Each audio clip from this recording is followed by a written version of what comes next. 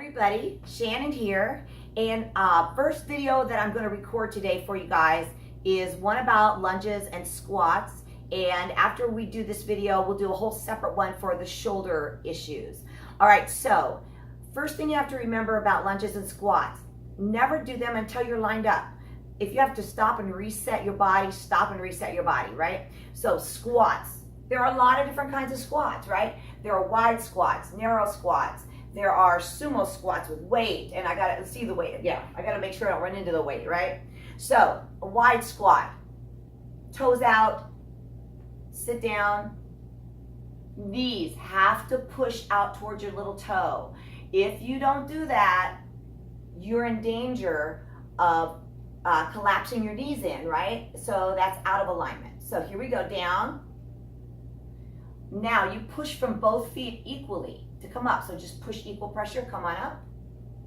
That's your wide squat. That's the easiest squat of all, and that's a good inner thigh and butt squat. All right, so any squat stance you do, you need to push your knees out so they are towards your little toes. Otherwise, if your feet are facing forward and you're not pushing your knees out and you sit down, I don't know if you can see this, but your knees sort of collapse inward. And I have an out of alignment knee anyway from an old martial arts injury, so it looks like I'm doing that anyway. So I really push that knee out. Squats, don't lean forward, right? So sit down. You should be able to see if you have an insignia where it says squats are a pain in my butt. If you have an insignia on your shirt or you're looking right in the center of your chest, when you squat, you should actually see that the whole time you're squatting, right? So you want to sit down, you don't want to bend over and lift up your butt, because that, you know, it's like you're picking something up and you're not doing it right anyway because you have to squat to pick stuff up. So those are my tips on squats. They're not hard to do, but if you don't do them properly, you're really in danger of hurting your knees and ankles and probably your hips, right? Next, lunges. All right, starting with a stance that's, about train track distance, okay? So think of train track distance apart. That's how you start your lunges, right?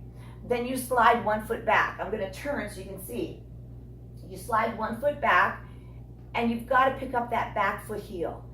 The back leg is the one doing the moving. The front leg's just going along for the ride. So if you feel unstable, you can get your feet wider or longer, right? Because that's going to stabilize you more than up close or together. So you look like you're lined up and your body's kind of going like this. You know what's going on? Step over, right? Or step back, or both, right?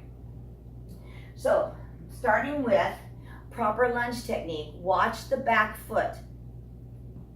The toe digs into the floor, the heel is lifted. Now, I have really kind of crappy ankles, so sometimes this is not very comfortable, right? But you have to do it the right way to make it work so you don't hurt something. All right, so all you do is come straight down with that back leg. The front leg doesn't do this, right? All you do is come down, straight down, push from the back toe as if you're pushing the floor away from you to come straight back up, right? So down, down, up, up. You've got to really, really be cautious to use the back leg only. You're going to feel it in the front leg, hips and glutes in a lunge, right? So a front, I'm running into the exercise bike. So a front squat, here you go, or a lunge, I'm sorry.